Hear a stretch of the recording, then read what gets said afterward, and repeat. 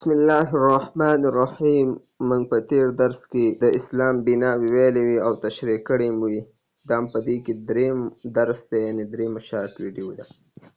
اوس راځو کلمه طیبه کومه ده او معنی یې څه ده. ځواب: کلمه طیبه دا ده: لا اله الا الله محمد رسول الله. او معنی یې دا ده چې د الله تعالی نه پرته هیڅ د عبادت وړ نشته او حضرت محمد صلی الله علیه وسلم د الله پاک را لېږلی رسول دی. نننی درس زموږ چی شو؟ کلمه طیبه. طیبې معنی څه ده؟ معنی یې ده پاکه.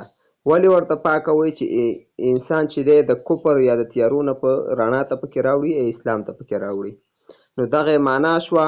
او کلمه داسې ده چې لا اله الا الله محمد رسول الله، او ترجمه به یې دا ده: د الله تعالی نه پرته هیڅ څوک د عبادت وړ نشته او محمد صلی الله علیه وسلم د الله پاک